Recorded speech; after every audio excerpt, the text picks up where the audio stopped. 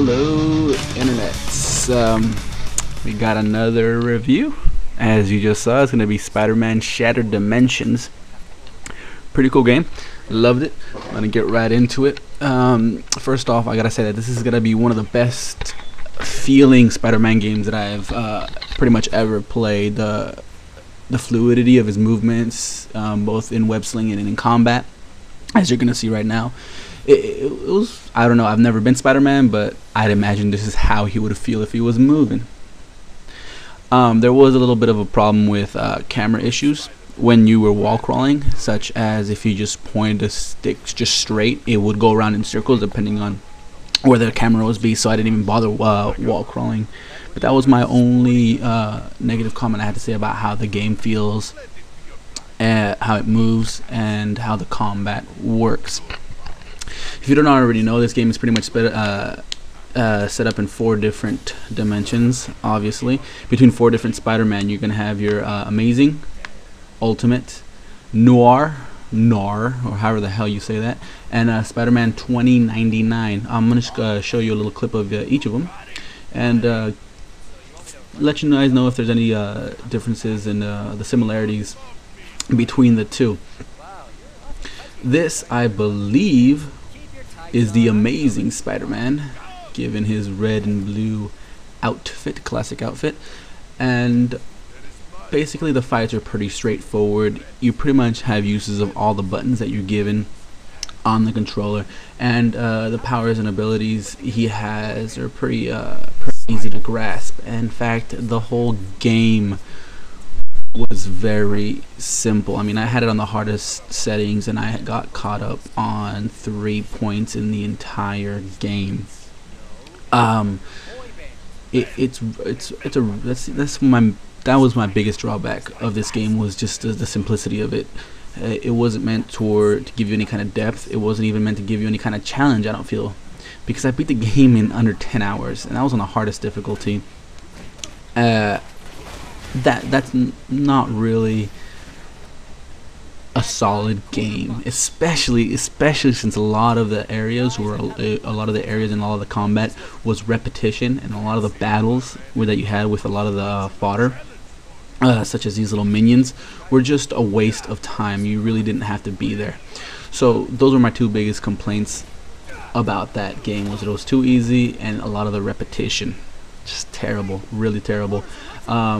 Here we have a whole rescue the workers or the civilians kind of mission in the Ultimate universe. He has his own little symbiote costume, pretty cool, I feel.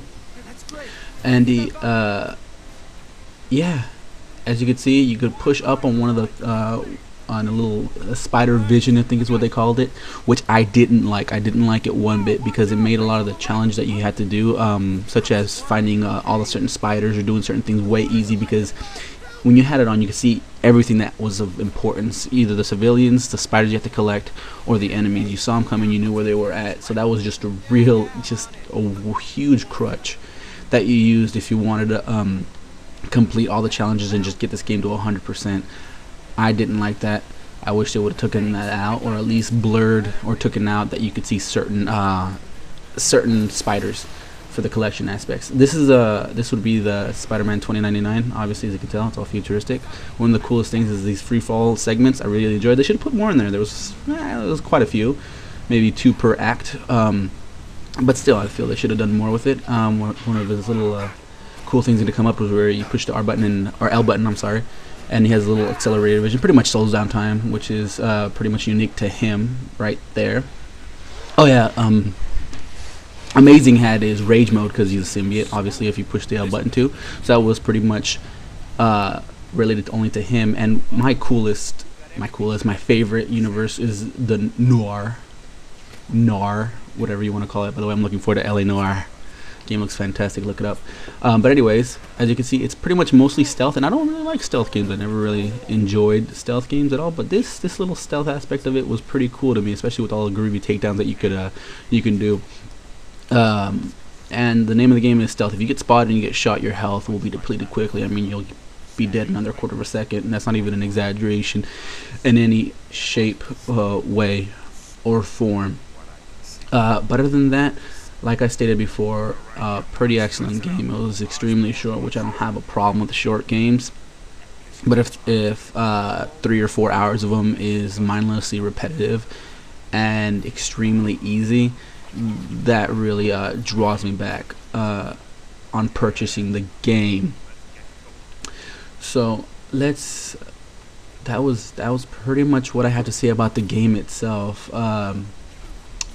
Upgrades are handled very simplistically, very just straightforward and easy to grasp, as the entire rest of the game is. That's pretty much how it is. You do certain challenges, be it random stuff like zip line through different spots, rescue these certain workers, collect certain amount of spiders, etc., etc., etc. And then as you collect them, you see on the tree you get rewarded with certain spider essence, I believe is what they called it. You get spider essence in which you could use to purchase your upgrades. Now you can't, and you could have a big long list of them that you could purchase, but you have to unlock a certain amount of challenges before you're able to actually purchase them. As you can see, here we go. These are the combat upgrades, which pretty much just different combos and different moves that you could do with certain certain spideys. And like I said before, to unlock a certain amount, you have to do 140 challenges to unlock that next level. Very simple, very easy to straightforward. The next ones is pretty much be innate abilities, health bonuses, alternate costumes, stuff of that nature. You could do that too. But given my final recommendation on this, the cheapest I was able to find it was used for $20. It's still too pricey for me. It really is. New, you're gonna find it for anywhere between 25 to 30, all the way up to $49.99 still. So for this game, I would say rent it if you want a weekend killer, or borrow it if a friend already has it. Other than that, hope you guys enjoyed. If you guys have any kind of recommendations for any other guy in the game you guys want me to do, leave me a comment down below. Hope you guys enjoyed. Catch you guys later.